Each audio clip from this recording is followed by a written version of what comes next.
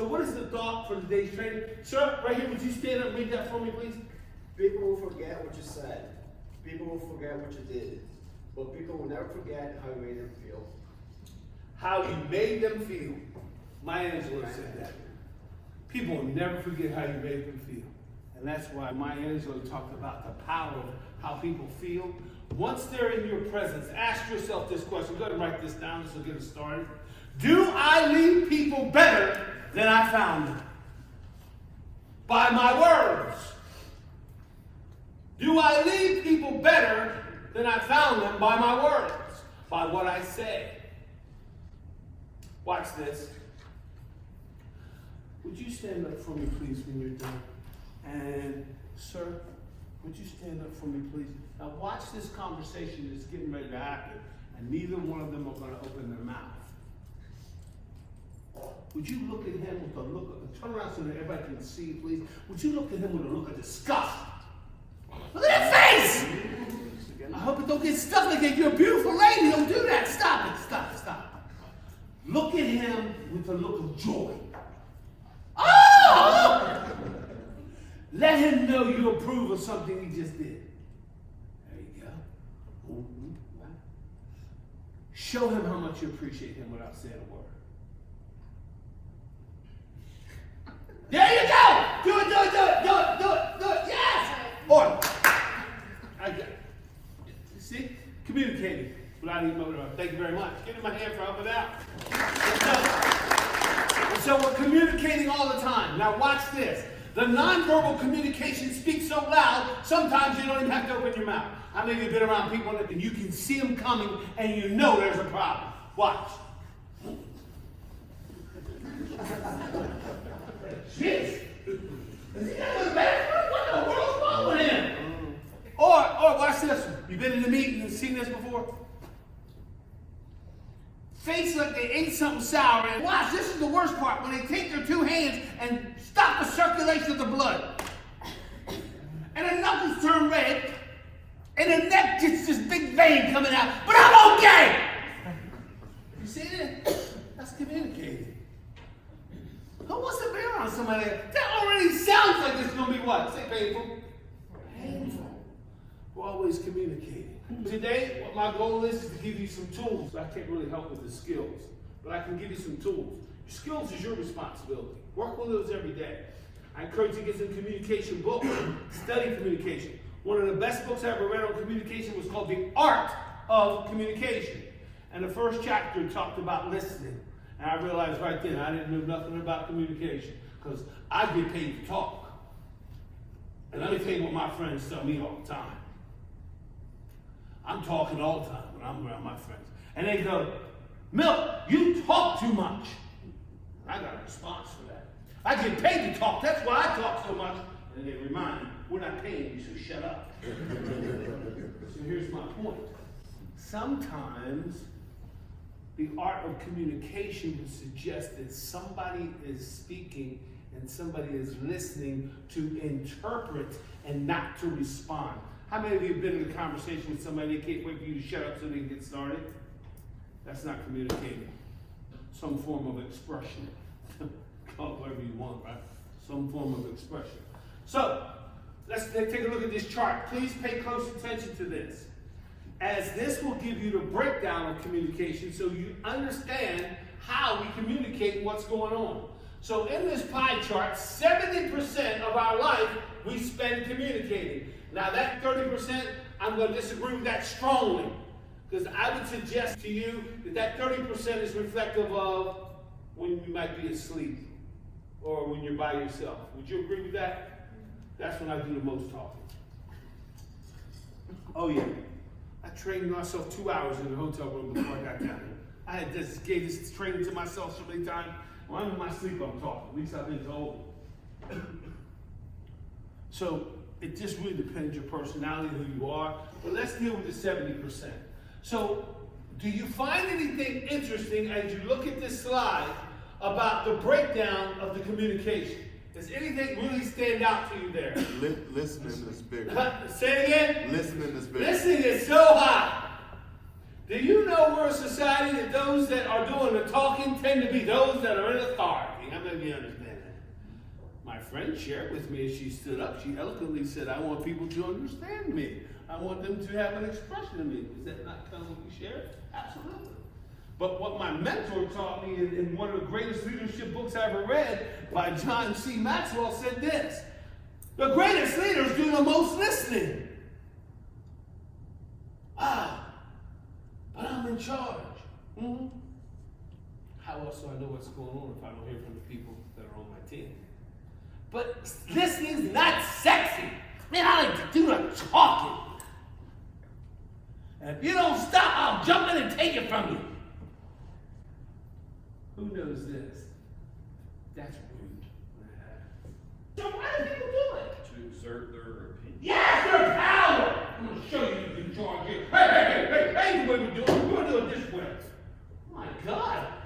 All I was suggesting was that we could make, well, I'm not saying nothing else because I don't trust how you're going to respond. Right? How about this thought? When I'm listening, I'm engaging. I know what's going on. Watch this. I'm going to prove to you how important listening is. Man, would you do me a favor? Would you turn around and have a conversation with him about what you're going to have for lunch? Watch this. Watch this exercise. Just turn around. Start talking to him about what you're going to have for lunch. Watch. Go ahead. So I just Excuse me. Could you hear me clapping while you were talking? Yes, sir. Now watch. Now I want you to tell him what you're having for lunch and have a conversation with him and talk to him at the same time. Go. Hey, I just text my son. He's not going to be here. Well, wait a minute. Not sure what I have for lunch. Wait a minute, hold on a minute. I said talk to both of them.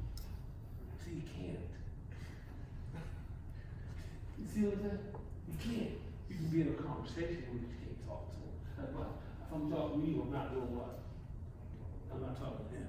But I can be in a conversation. I can listen. You could also hear me while you were talking. You know, my daughter had the nerve to come home and tell me, oh man, I'm telling you, I almost had a fit with her. She said, Daddy, you ear hustle all the time. I didn't know what that was. Anybody know what that is? What is that? Am I nosy? Yeah, you almost in everybody's business. Yeah! Get in my house, I know everything. See, now watch. You don't listen that good when I tell you what I want to do. Oh man, I'm telling you, she's just like me. I can't hardly stand her. Y'all pray for us. Personalities of how we conversate. Personalities of how we listen. Personality drives a lot about perception of conversation. So 45% of the time we spend is what? Listening. Look how much time we spend speaking. Look how much we actually spend writing. And you can call that typing. I don't know if I agree with that from a communication standpoint, because my children, I can call, they won't answer the phone, but they'll text me. What is up with that? I threatened the life out of them. It don't work. They're older now. You know what I mean? That worked when we were young. I won't let you in the house. No problem with that. Mom will. You're not invited to Christmas. No problem with that. Mom will let us. They just don't care. So this is how we spend our time communicating. So watch this. So what is really communication? It's no more than an exchange or transferring information from one person to the next. Now watch this little exercise. Do you remember what I said when you ladies sit down that we was going to have for dinner? Filet mignon, garlic mashed potatoes, cream spinach, bottle of Cabernet. Let's even go with some flambe. Let's either do let's do some, how about we do some creme brulee? Great. Now, what I want you to do is pass that around and tell them what we're having for dinner. And you pass it all the way around. And then when it gets all the way around here, y'all pass it all the way back down here. And when it gets over here, wait, don't miss. Then when it gets all the way over here, watch this. What are we having for dinner? Peanut butter and jelly. Because everybody's got to add something to communication and do what? Take something to it. Communication is okay by itself. It's when we put our personality into it. How many of you see people put their personality in the conversation? I wouldn't trust him. I don't know, he's shady to me. What is all that? Does the facial expression drive home a certain point that I'm trying to make? Absolutely. That's why the physiology of communication speaks so loud. You watch this young lady show him he had approval without even opening her mouth.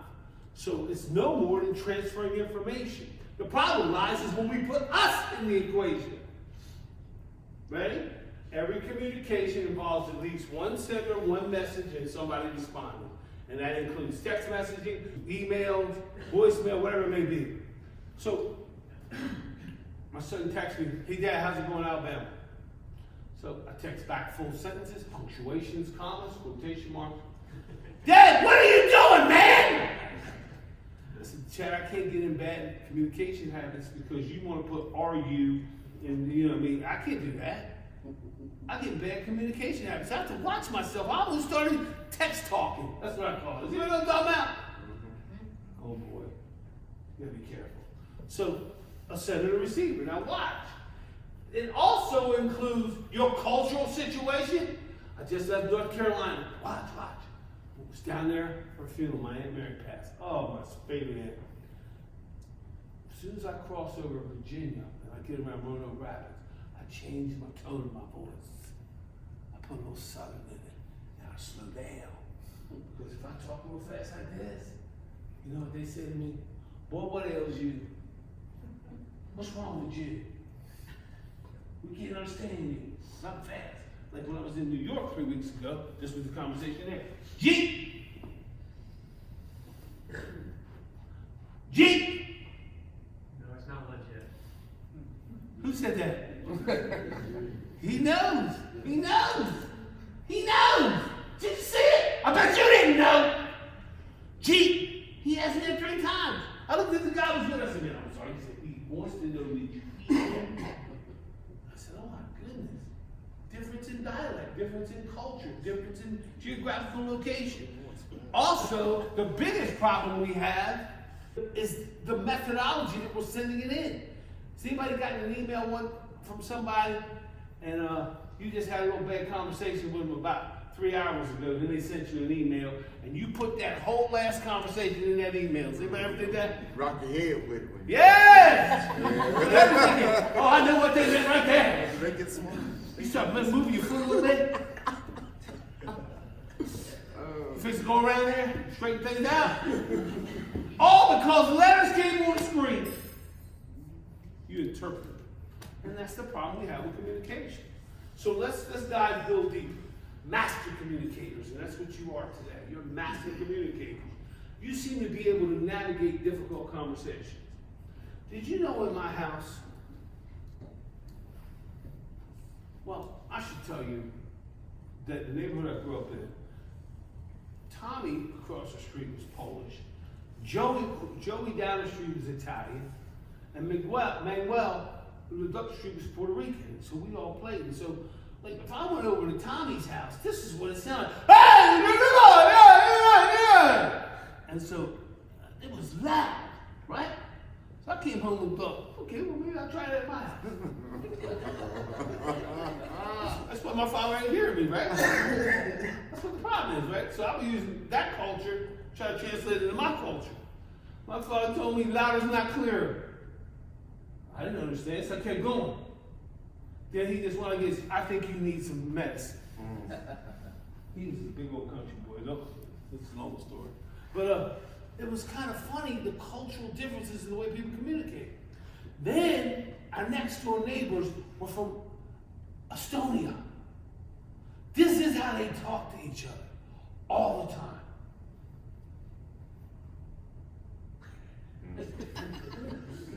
When their dog bark, this is how their dog bark.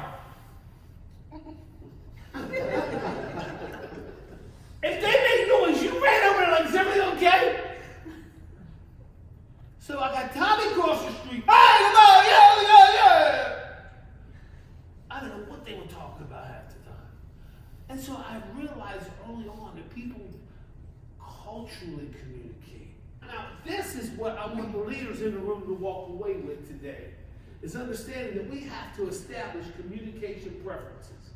I would encourage you to meet with your team to ask them first their preference of communicating and then share with them yours and see if you can come to a happy agreement. How many of you have the people that they just want to hide behind email? They don't want to talk to nobody. Oh Lord, I see some faces moving. They don't want to talk to nobody. They want to hide behind email. They want to send out 42-page emails. And when you get in front of them, they ain't got nothing to say. Then you got some people that all they want to do is face to face, and they want to be right here in your face, and they think that the closer they get, the clearer they get. The louder. What are people's preferences? Now let me tell you why that's important in the art of communication. Because I'm going to show you generationally in the workplace, we've got some people that communicate completely different. Now I'm what they call baby boomer. So my communication preference is face to face. I like to look in your eyes when you talk to me. And I'm learning over time the eyes are the windows to the soul. And I'm going to find out if you're lying to me because I'm going to be looking right at you like that. And so I like face to face. But that's not practical in today's economy when you're trying to communicate with people across counties, states, countries, districts, departments, information being shared. And if we're sharing a policy, we might want to send it globally. I've got some people on my team, though, that work late nights. And they like working at 10 o'clock at night because they got kids, and their kids go to bed, they work to 3 in the morning. But they better not call me. Don't call me. Because I'm talking to myself or I'm getting my 3 or 4 hours sleep. I need it. Now call me at 5 and we can talk. But my point is everybody's got communication preferences. The pandemic has pushed us to some places. I've got people I work with say, do not text me. Okay? I got people that say, text me. And then I found out that's not good because you don't have a good receipt of it. And that's not good documentation because you can't put enough stuff in it because I'm going to have to fire you. I'm sorry. I'm going to let you fire yourself eventually, so I need more documentation. Like, you just ain't going to tell me I'm not coming in today. I need a little bit more. You know what I mean? Is this urgent? Do I need to plan for the next 3 days? You know, or is it a situation where your team knows I just can't have it? I'm not coming in today. Does anybody know what I'm talking about? Can't have that. I got to know who's covering it, who's taking care of that. So I need more communication.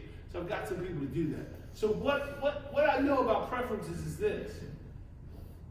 It changes based upon the environment. If you're in a deadline situation, communication changes. If you're in a casual environment, communication preferences change. You have to clearly decide how you want to communicate one to another. You should also establish communication boundaries, like what's all based off topic. You know, I had to tell this one guy we don't have that kind of conversation here at the company now. That's not appropriate for here. That's not because he thought that the jokes he was telling was okay. He thought they were fine, and I've had some people that got highly offended and had to ask them to curb his communication. He was doing it, you know, it wasn't with no malice, but it was offensive, right? Also, I should share with you this. Have you ever thought about asking people what their communication preferences were? Well, let's talk about the employees that we're communicating to. The first thing I want to tell you is, number one, there's 3 types of employees. There's an engaged worker, number one, backbone of the organization. That's all of you here today. You're an engaged employee. So I'm going to talk to you about how you communicate with engaged employees. You do not micromanage engaged employees. How many of you know that? One person raised hand, 2 people. Very good. It's short, quiet, we got a good group here. You do not micromanage them. Now, here, watch. You got to ask the question this way. I shouldn't do that. If you like to be micromanaged, would you raise your hand? See, nobody raised their hand. See, you just got to change the way you think. So my point is if you micromanage people and they're engaged, that's not a preference for them. Like, you don't have to keep asking them, what are you doing? What are you working on now? How long are you going to be on that? Are you going to be done by 4? What are you going to do after you're done that? How long is it going to take? That's really discouraging. That doesn't build morale. But I promise you this, the next group of employees called the not engaged employees, you might have to ask them a lot of questions. How many of you know what I'm talking about? Like, watch, they won't ask for help. Like, they're not going to ask for help. Because they want that thing to last for 365 days. And it's only a 2-day project, right? You know what I'm talking about. That's why you're laughing. And so you might have to go to them and say, hey, listen, how's it going? Right? So I have some not engaged employees I used to, and this is how I communicate with them. I used to give them very strict kind of expectations. I need this by Thursday at noon. At noon. I need it in legal on a legal page format, or if you're gonna give it to me in Excel, I need it in a saved down version to 97.230. I give them very specific instructions. Because if you don't, you're gonna be doing what? Waiting on it. And going back again. Matter of fact, I've got some people that go like this. Hey, listen, to save me and you some time, I wrote down everything I expect. I want you to take a look at this and let me know if you think you can meet that expectation. Great. Sounds like we're agreeing. Because I've got some people that you gotta draw them a stick man. I mean, you gotta draw them pictures, stick man, give them a video. Right? You might even need to stand there and hold their hands to some things they've not done. So it depends upon the person when it comes to not engaged. Not engaged people will drag down the organization in communication. Because what's the number one thing that not engaged employees tell you all the time? You didn't tell me that. Say it again? You didn't tell me. Oh my goodness, she must got something. See how quick she answered that. You didn't tell me that. Or, what's the other thing they said? You don't know that one because you've heard it. I didn't know that's what you meant. That's why we have to be what? Say clear. Say clear. Clear. All right, let's cover clarity. The problem with communication is words do not have significant meaning. Let me share with you what I mean. Jack's 13, my son. I'll never forget. He's about this big at 13. He comes home first day of school. I'll never forget. I see him get on the bus coming towards the house. Man, he's got a grin on his face about this big. Now, I already know 13-year-olds shouldn't have a grin on their face coming home from school, first day of school, that big, at 13. Been around long enough now that something's going on. So I'm at the door and I'm real curious. Hey, buddy, how was school? Good. Oh, boy. I got to dig a little deeper. It's time to ask some probing questions. Chad, what's going on? Dad, I'm in love. Say it again, son. Yeah, I'm in love. I love her. You couldn't get it out. I said, who? It was like, Megan, Dad, Megan, I love her. I said, Chad, here's what I need you. I need you to take this legal pad and write down what does that mean to you. But see, I'm confused. I've been knowing you for 13 years. Don't you remember last night I put you there? I love you, buddy. Remember this morning we got on the bus and I told you told me get away from me and I told you I love you anyway. You remember that this morning? Yeah. Yeah, Dad. Well, how can you just meet Megan today and you saying the same thing? We talking about the same kind of love? I don't understand. He said, you know what I mean? I love her. Man, he started getting real indignant about it, man. Poor fellow. He got to go through it. You know what I mean? He got to go through it. He'll be all right. So he began to write down. After about 20 minutes, he said, I don't know what to write. I said, that's the problem. Words don't have significant meaning. So let me prove it even further. When I say urgent, what do you think of, sir? Urgent. Urgent. Immediately. Immediately. Urgent, man. Urgent. Pressing. Pressing. Urgent, man. Right away. Right away. Urgent. On time, correct. Not me. When I think of urgent, where I live at, in the northern Baltimore County area, I don't know how much money this hospital spent. They got this sign that says urgent care. And it flashes like you would not believe. It lights up the whole road with flashes so bright. So when I think of urgent, I think of a what? A sign. Now let me tell you why. Because the mind thinks in terms of pictures.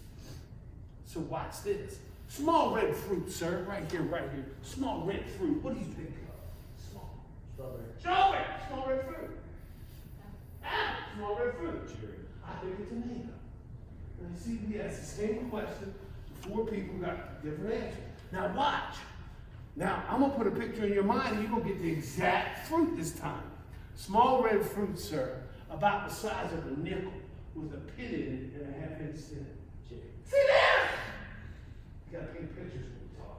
Master communicators paint pictures with the words. We don't use this type of conversation. And please take this out of your vocabulary if you use it. It is what it is. What does that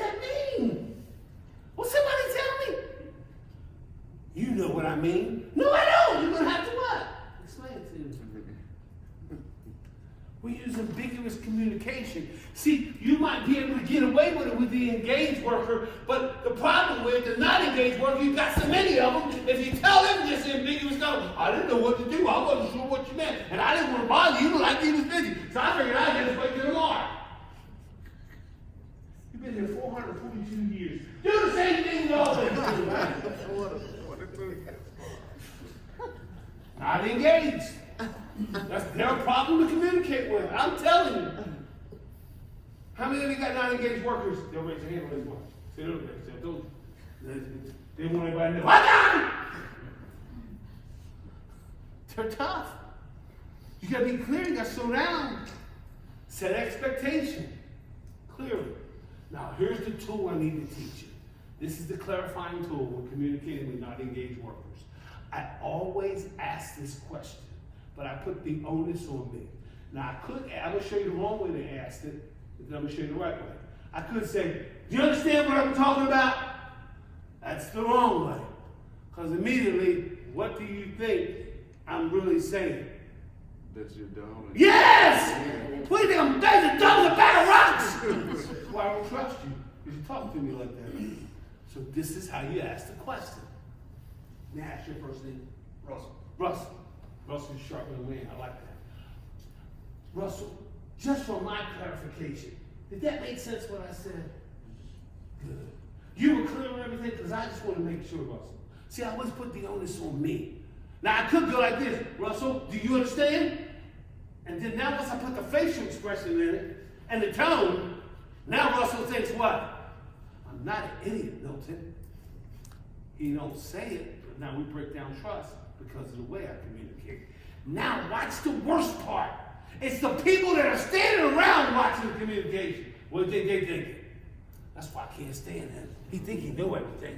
Y'all should put up with him. You should rate y'all. That's what I do. File agreement. All because of what happened.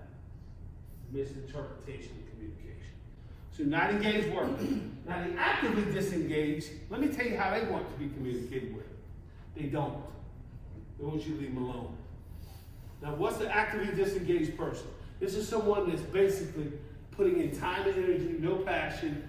They're there for the check. They're not going to do much more